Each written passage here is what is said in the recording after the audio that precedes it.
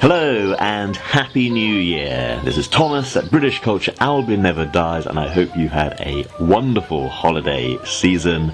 As we look forward to the year 2024, I thought this is a perfect episode to look back at some ancient history. A little while ago, I did a listener Q&A episode, and one thing that really grabbed me was a suggestion from British Bond fan on Instagram, Nintendo Gamer was his old handle, who asked me to do Britain pre-Roman and Christianity. I found that really interesting. I ended up focusing on Roman history and Christianity and so on and so on. I ended up doing a huge amount of research and throwing much of it away because it was just taking over that listener Q&A podcast. So this is a topic that I decided to run with, and I always enjoy doing topics from listeners. So why this topic? Well, for one thing, Britishness and Christianity have, I'd say, over the majority of the last 500 years been seen as absolutely intertwined. So, for example, the King Charles III is the head of the Church of England. The reasons why, of course, date back, well, perhaps to Henry VIII, possibly to his son, then his daughters, and so on and so on. The Reformation is a formative time in English history and one that defined our history between ourselves and with our neighbours. And yet, even though it's just the last 500 years, and I hope you enjoyed the readings earlier, by the way, of the King James Bible in my bonus episodes, even though it dated to the last 500 years of modern English, where Britain was not just defined as being Christian, but also very specifically Protestant. We've been a Christian country since long before then. So, for example, I go most weeks to Bradford Cathedral for their Sunday worship.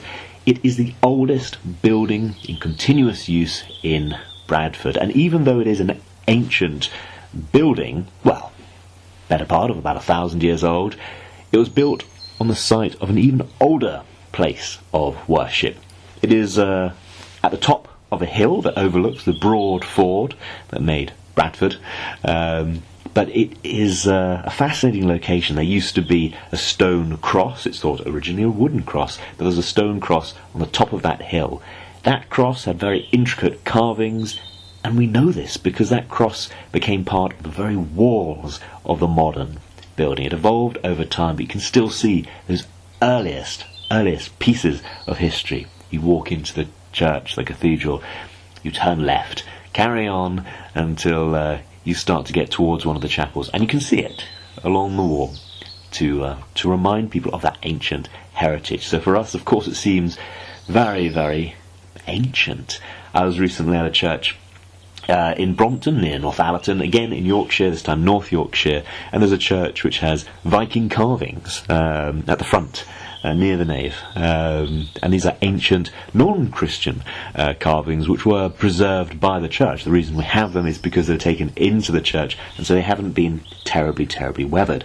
So we have this preservation of a non-Christian carving, most likely, and we know about it really because it's been protected by the church. And funnily enough, we know a lot about paganism in Britain through Christian writings, which is of course a lens, but it's a knowing lens. But I'm getting ahead of myself. It's pre-Christianity and about the Romans.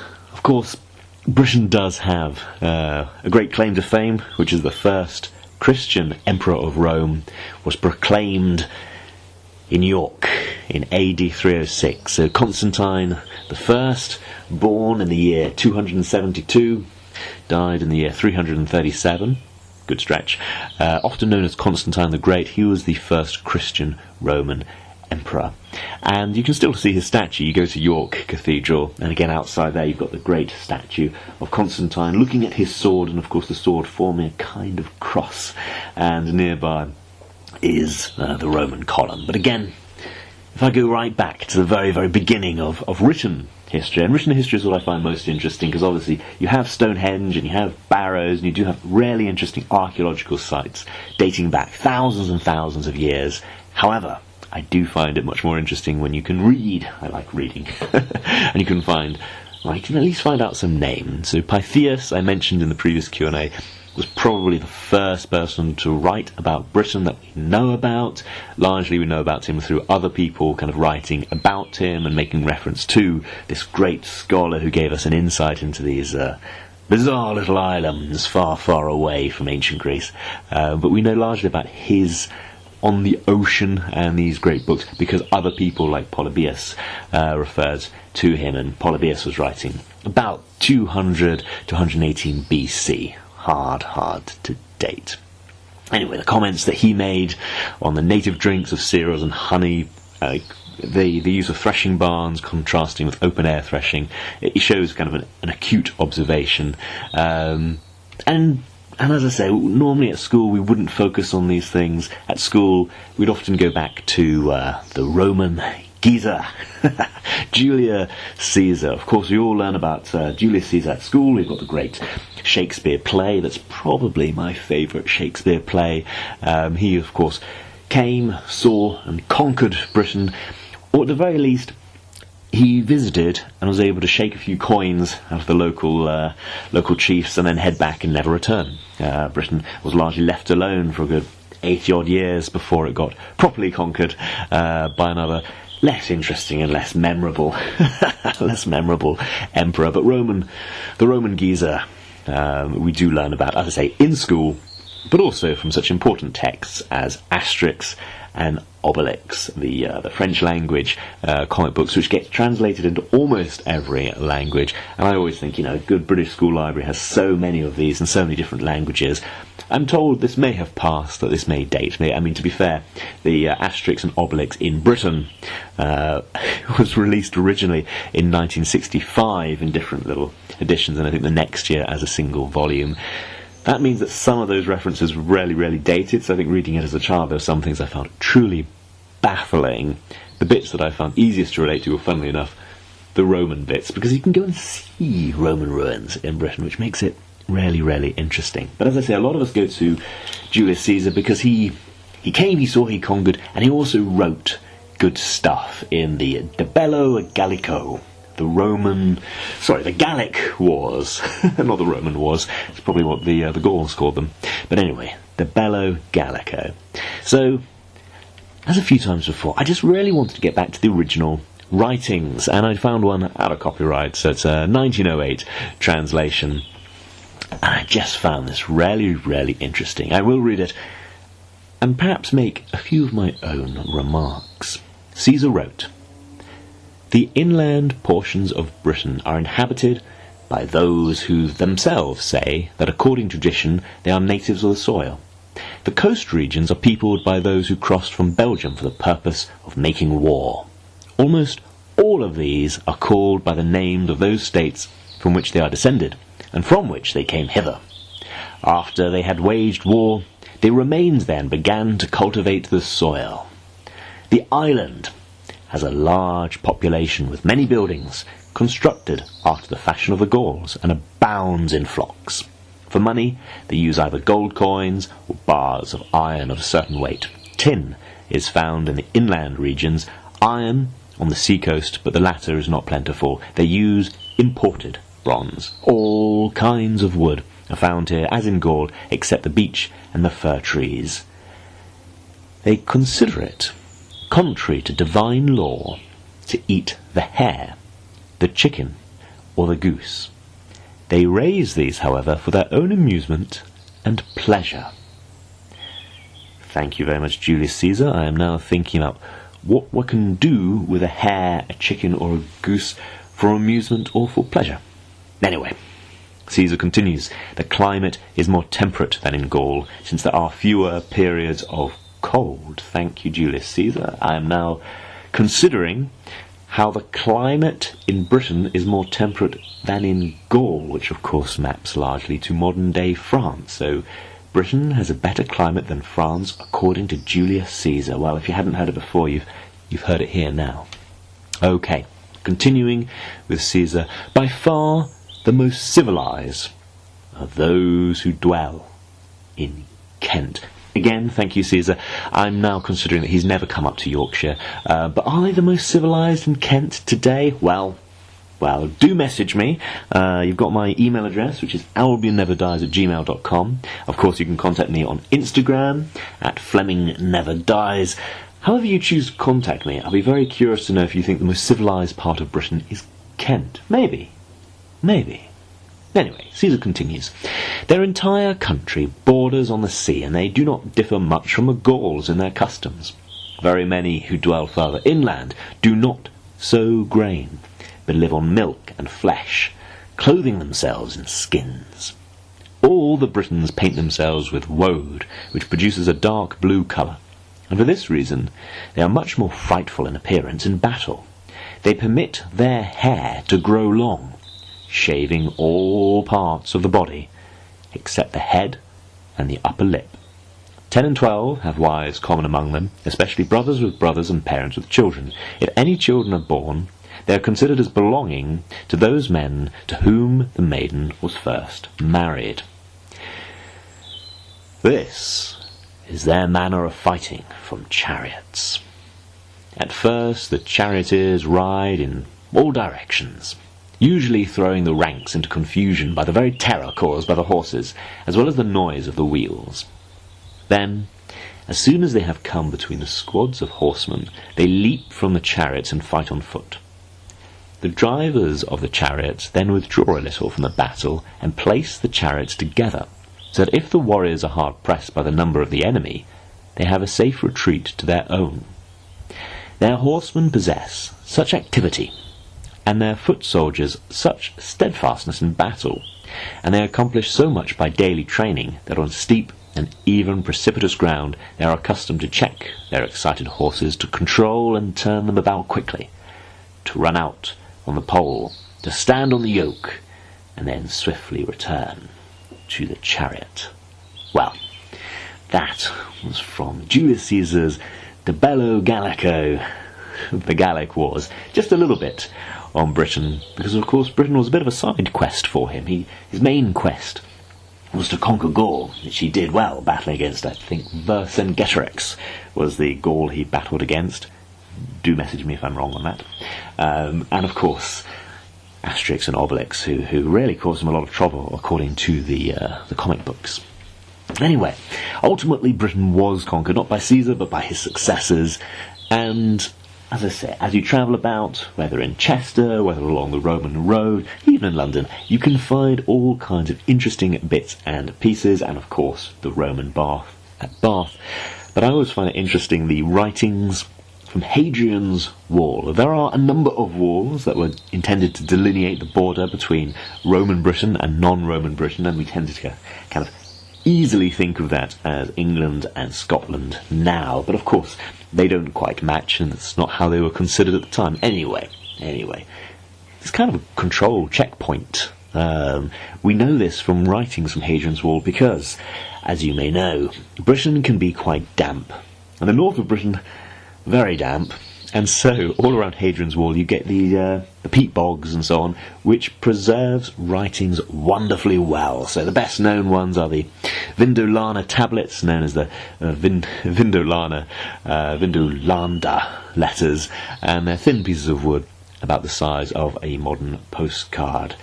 They're not the Vindaloo postcards, that's what I was trying not to say. Anyway, they were used as writing paper for Roman soldiers garrisoned at the fort of Vindolanda between AD 85 and 130, and they're just little postcards that give you a really nice insight into the Roman soldiers' day-to-day, which quite dull and monotonous, I guess, because one of the most important requests they had was more beer. Always brilliant. Insight into ancient British life was more beer, please.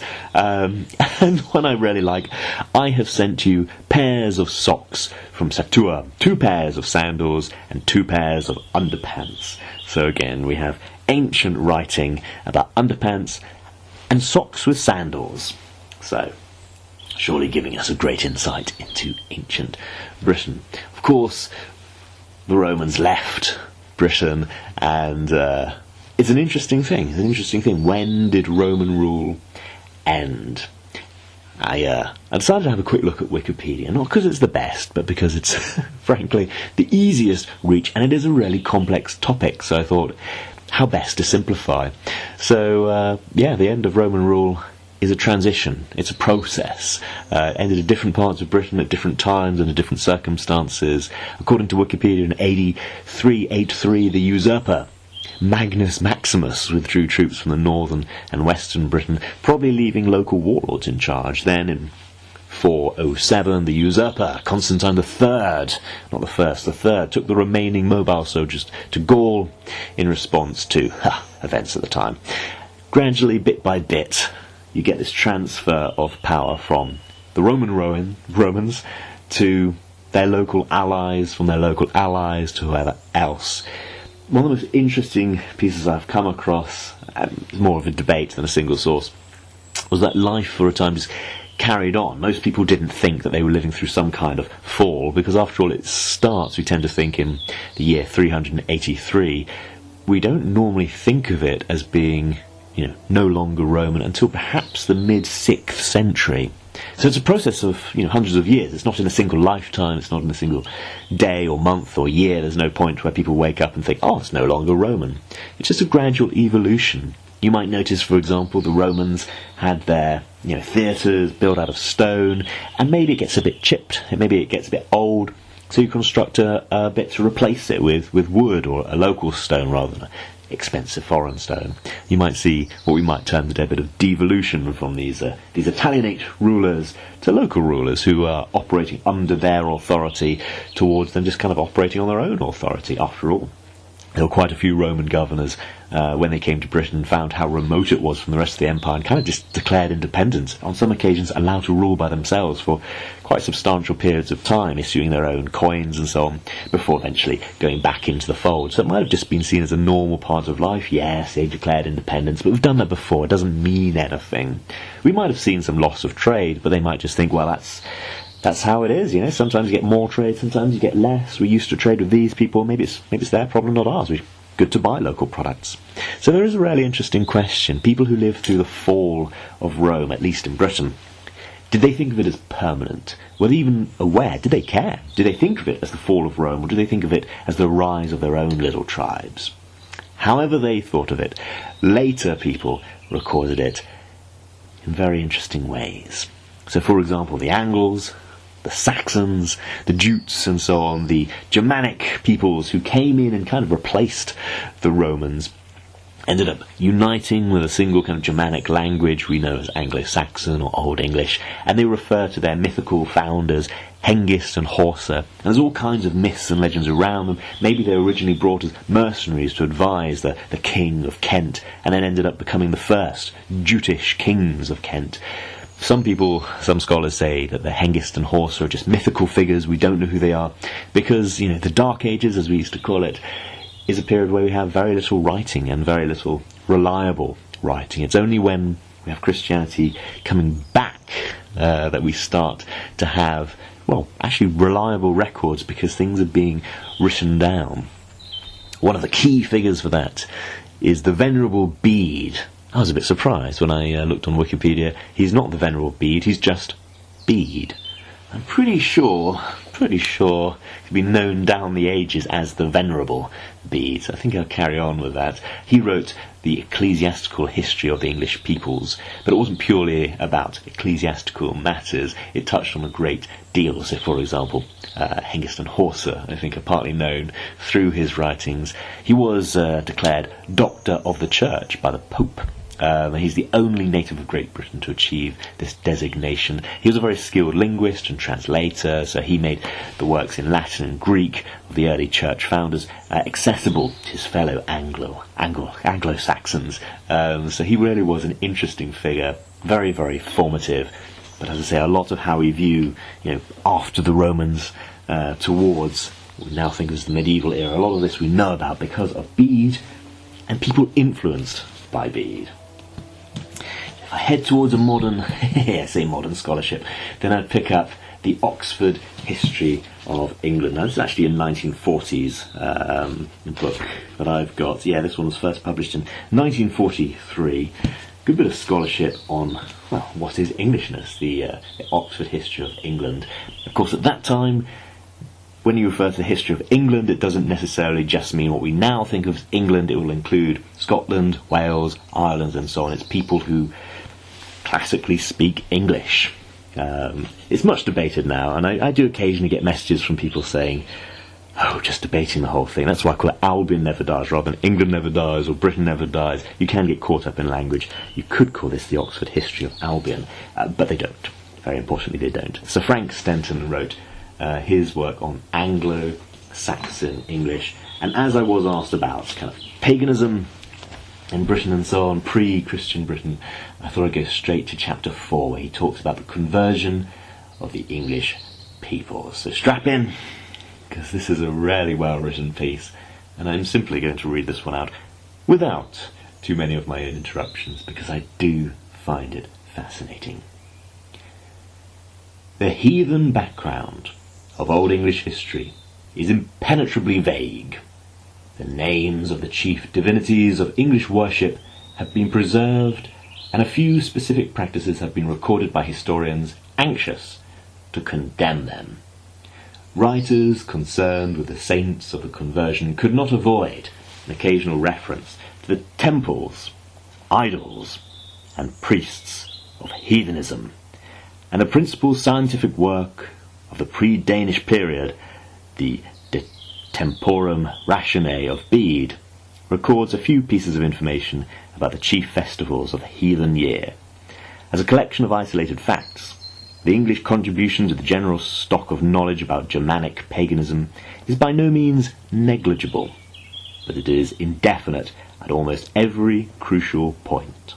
It is often coloured by scriptural reminiscence, and it affords no more than the faintest of clues to the nature of beliefs which lay behind observances. In recent years, the range of the materials for the study of Old English heathenism has been narrowed in one direction and enlarged in another. In much that has been written about the subject in general, and about the gods of English heathenism in particular, scholars have drawn somewhat freely upon the abundant material which has survived from heathen Scandinavia. But the connection between English and Scandinavian heathenism lies in a past which was already remote when the English peoples migrated to Britain. Much of the Scandinavian evidence has a sophisticated cast, and the danger of using it for the illustration of primitive English beliefs is steadily becoming clearer. It is equally dangerous to use the magical literature of the 10th and 11th centuries as a line of approach towards the English pagan foreworld, for there is the strongest possibility that Scandinavian influence has played upon the fragments of ancient tradition which it incorporates. On the other hand, modern work on English place names has made an unexpectedly large contribution to the store of facts which relate directly to native heathenism. Many of these facts amount to little more than evidence that a particular site was a primitive cult centre. Cumulatively, they are important because they prove the strength of heathen feeling and give local definition to the heathen scene.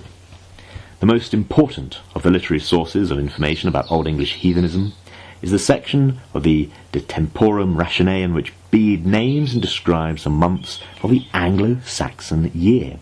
Some of the names are etymologically obscure and were possibly as unintelligible to Bede as they are today, but his occasional misinterpretation of a name does not affect his credibility when he states that a particular heathen festival had been associated with a particular season. According to Bede, the heathen year began on the 25th of December, and certain ceremonies which he did not attempt to describe caused the following night to be named Modra Necht, the Night of the Mothers. The last month of the old year and the first month of the new were both comprised under the name Gilly, and the modern Yule, a name so old that its meaning is quite uncertain. Solmanath, the name of the second month, is described by Bede as the month of cakes, which they offered to their gods. Most scholars reject this explanation, for no English word sol meaning cake is known. But although Bede seems to have proposed a wrong derivation of the name, his statement about a festival at which cakes were offered to the gods may well be founded on a genuine truth. The third and fourth months, according to Bede, were named respectively after the goddesses Hrethra and Ostre. The fifth was called Thrilmachy, because cows were milked 3 times a day. And the 6th and 7th were brought together under the name Litha, another ancient word which apparently meant simply moon. And the 8th was called Wodmonath, the month of the weeds. The 9th month was known as Halagomonath, holy month, or as Bede renders the name, the month of offerings, a phrase which points unmistakably to a heathen festival held at the end of the harvest. Winter Philith, the name of the 10th month, is connected by Bede, possibly rightly, with the appearance of the first full moon of winter. Rotmonath, the name of the 11th month, means month of sacrifice, arose, according to Bede, because they devoted to their gods the animals which they were about to kill. The explanation gives what is by far the earliest reference to the practice of killing off superfluous stock for winter food, and the name shows that the custom, with a native economy, was made a sacrificial occasion. For all the obscurity of some of the names and the neutral character of the others, it is clear there was a strong element of heathen festivity at the base of the Old English calendar. I feel there is a good place to leave it. Anglo-Saxon England by Sir Frank Stenton. Great work, which I've been thoroughly enjoying. And I thought that bit from chapter 4 would just be the most interesting.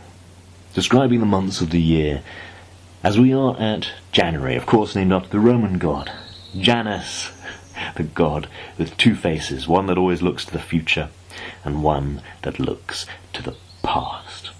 Well, I hope you enjoyed that little delve into some history of Christianity in Britain, some pre-Christianity, some Roman history. That was all inspired by the podcast listener, British Bond Fan, who you can find on Instagram at British Bond Fan. Thank you very much for the suggestion. If you'd like to get in touch with me, as I say, my email address is albionneverdies@gmail.com, or on Instagram I am FlemingNeverDies. Again, if you have any suggestions for topics, I always enjoy them. Have a wonderful 2024. I hope you've had a very pleasant holiday season. Goodbye.